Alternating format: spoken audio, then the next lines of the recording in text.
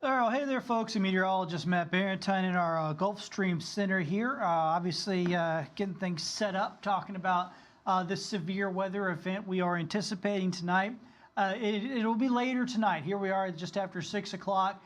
We're talking probably at the earliest about 10, but probably more like 11 or midnight until we actually get into the storms this evening. So we have a number of hours before we get into this. So I know we've been talking about the severe weather the last couple of days, and I know you're probably wondering, well, where is this stuff? Well, it's still pretty far west of us, and it's going to take some time to get here, and we anticipate overnight hours for the most part with this system in our area. So we're going to have to wait this one out.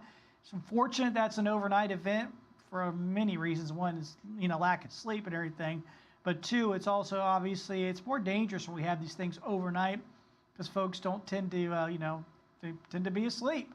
So you need a way to get warnings. The best way to do that really is to get our Fox 10 weather app. I know you really can't see it on there, but it's a red app. It says Fox 10 weather. Super easy to pick up. So you should go ahead and pick it up and have it.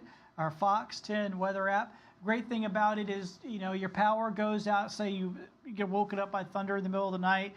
You flip on your TV, you see me or Michael live because we have some severe weather. Your power goes out, you can just pick up your phone and hit the app, and there's a button that says, live. And you just go to that live button, and we pop right back up for you, giving you all the information you need to get. So it's super good for that. It's also got a good radar on it. And we got short updates there as well if you need to check out a short update at any point. So obviously, we're watching out for some severe weather possibilities. We're in level 2, slight risk for about 2/3 of our area. And then the eastern third of our area is at level 1, marginal risk here for this evening. Start clicking on some buttons here. The tornado risk, the highest tornado risk is going to be west of us. They're already getting some tornadoes, or at least tornado warnings in parts of central Mississippi. And that's where the risk is highest for tornadoes. Our risk is in that 2 to 5% range, 2 to 5% range. I know when folks see that 2%, 5%, that's ridiculously low numbers. Yeah, they are low numbers, but we're talking about something as significant as tornadoes. And, 360 days of the year, we don't have any risk really of tornadoes. It's just a handful of days a year that we actually have even that low of a risk of tornadoes. So it is significant. It means you need to pay attention. It means you need to have a way to get warnings. Once again, our app is a great way to do that. So, it's just one of those deals where we need to continue to pay attention. Now, the highest risk that we have with this system is going to be wind damage. That's in the 15% zone for most of us tonight. So that's a higher risk there of wind damage. Here are the current alerts. There's it's a really large tornado watch that's going on right now. Covers most of Louisiana and a large area of Mississippi as well. Those bright red boxes, those are tornado warnings. You can see a couple of those in Mississippi. And the orange boxes are severe thunderstorm warnings. See a couple of those back in Louisiana. I also see some dark red boxes, that crimson red. Those are flash flood warnings. See one in right there on the line between Mississippi and Louisiana, and another one back in western Louisiana. So those are the current alerts as they stand here right now. Here is the entire system. I'll pop back up on here because I want you to really see this wind flowing into the system. So you need more different ingredients for severe weather, and there's two big ones, and the two big ones are instability. Instability is rising warm, moist air. Obviously, we can get some of that here from the Gulf of Mexico. But this system doesn't have a whole lot of instability. But what it does have is the second ingredient, which is wind shear. And that's the winds that are coming in very strong here at the surface out of the south. In the upper levels of the atmosphere, they're coming in very strong out of the west. So these winds shift with height. Keep in mind, we look at these maps and they're two-dimensional, but the reality of the real world is that everything is three-dimensional. The atmosphere is three-dimensional. And these winds are twisting with height, and they're strong. And that creates a lot of twists in the atmosphere. So when you have low instability and high shear, that's the environment we're looking at tonight. What that generally can lead to are weak, short-lived tornadoes. Now, they're still tornadoes, so I don't want you to think, oh, weak. They're weak for tornadoes, okay? This isn't the kind of setup that will give us long track, EF4 type tornadoes. It's not that kind of setup. But we can get those quick spin-up tornadoes that can do damage. I mean, it's just the luck of the draw. Obviously, they can do damage.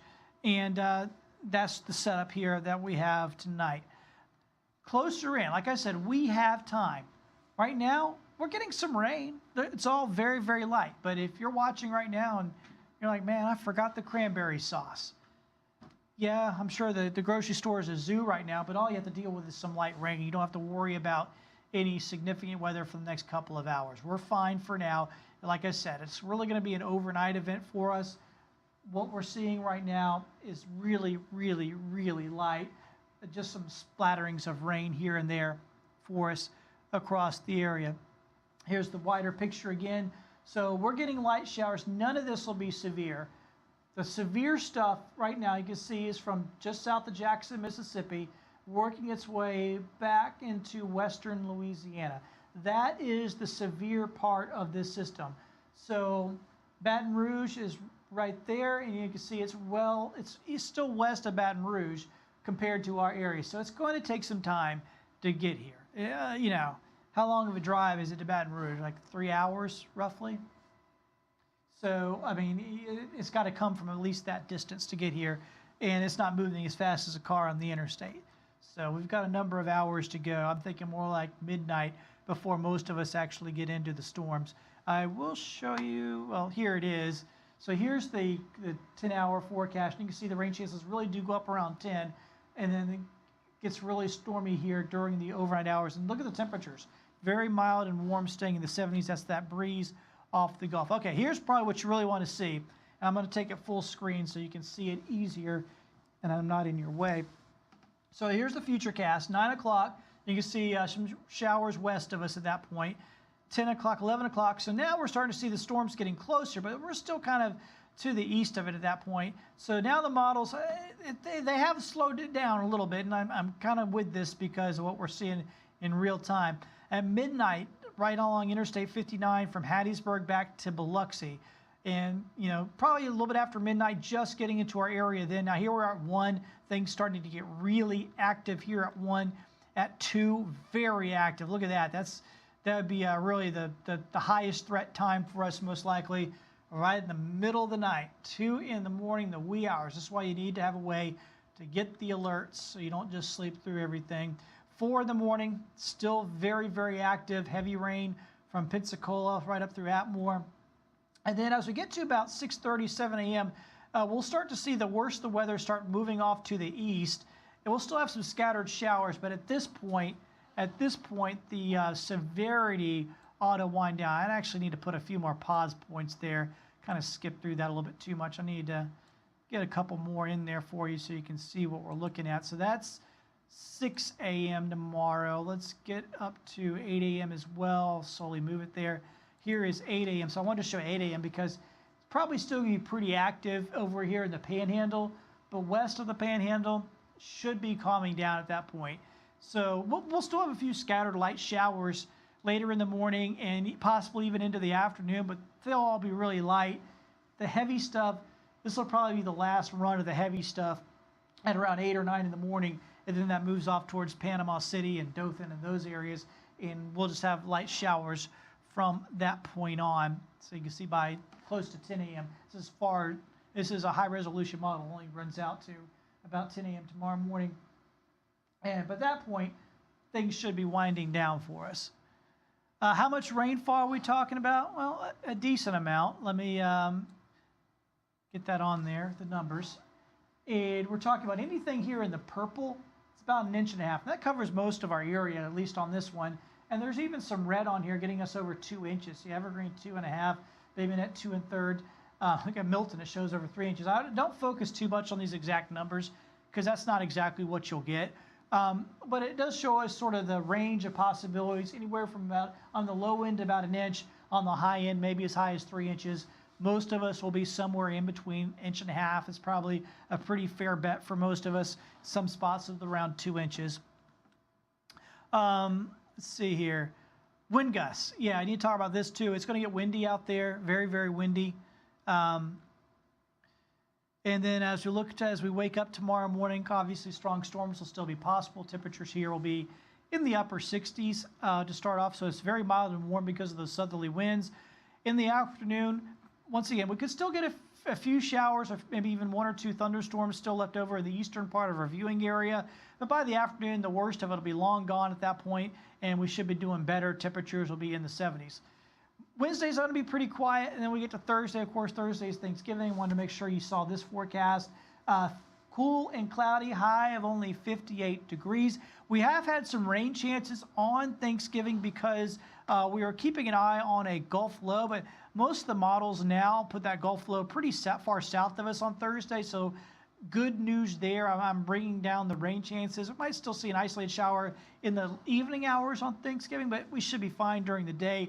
It's because there's that low out in the Gulf. That's 6 o'clock in the evening on Thursday. So it's still pretty far away from us. So I feel pretty good about that. We probably won't get anything on Thursday, at least. Maybe we get a sprinkle at 10 o'clock or something, but in the evening. But we won't see anything during the day, doesn't look like. Now, Friday morning could be a different story. We could have some showers around Friday morning. But once again, the good news is the low looks like it's going to stay well south of us in the Gulf. So even if we do get some showers on Friday morning, they shouldn't be, they certainly won't be severe. They probably won't even be all that heavy. Might just be some sprinkles. I'll keep a rain chance up for us on Black Friday, but I don't think it will be a huge deal for us. Here's that long-range forecast. So once again, obviously, the main thing we're keeping an eye on is overnight tonight, going into tomorrow morning. Around lunchtime, most of the rain will be wrapped up. Wednesday should be pretty quiet, cooler. It'll be in the 50s most of the day. Thursday, we start on Thanksgiving. We start out from the mid-40s tomorrow, so it'll be a little chilly to start off with, but, if they're by the oven warming up, should be okay. Upper 50s in the afternoon, should be cloudy through most of the day. That 20% is just for an isolated sprinkle late in the evening. Should be fine most of the day. Friday, we do have a rain chance. Once again, it's mostly in the morning. It'd mostly be very light. I'm not too concerned there with Black Friday. So if you're doing the shopping thing, I don't know how many people still do that. Shouldn't be a big deal.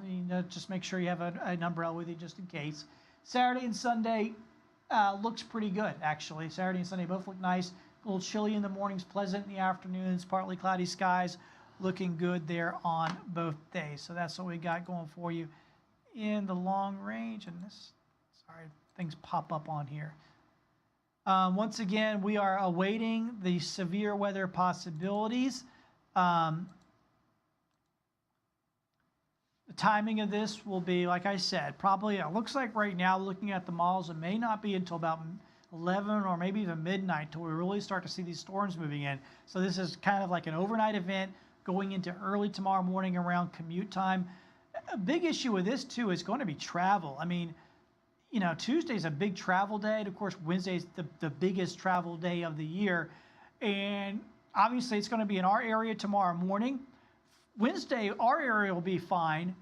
But some of these storms, it'll be pretty rough up in New England. And that could really snarl up air traffic across the country because you put LaGuardia or Newark or Boston out of business, Logan out of business on Wednesday, it's going to cause some major issues. So just be aware of that. If you're going to be flying the next couple of days, do check your airlines, see how things are going. Things could be pretty rough with all of that. Once again, it's going to be late night for us. There's a couple other things on here. We do have a high surf advisory. You're not getting in the surf tonight, so I don't think that you're really too concerned about that. But I guess if you live along the beach or something, you could see some rough surf out there tonight. Once again, we are in a level 2 risk zone for most of our area, a level 1 risk zone for the eastern third. I know probably the big thing, once again, is the timing, and I'll run through it again. I'll show you the one that's a little bit closer in, kind of gives you a tighter view, but I want to...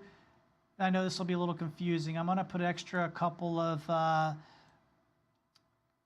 stop points in here because if I run through it and I don't have stop points in here, it can get really confusing and hard to follow along. So let me drop a few more in here real quick, and then I'll go over this here for you. And this will be the last thing I do because I got to go do an update into Jeopardy here. We got to do that live because of the severe weather possibilities tonight. All right, so it's a little closer in. Once again, it's going to be late. This is 10. Still just show us some light scattered showers at 10. 11, still the same thing. So when is the storms coming in? And maybe midnight or even after. You can see that there now moving in. 1 o'clock looks like it'll be pretty active around the area. 2 o'clock looks to be very, very active. I think watching all the different modeling, I think right around 2 in the morning, it's going to be shaking and jiving out there. We're going to be rattling the windows, heavy rain pelting to the house.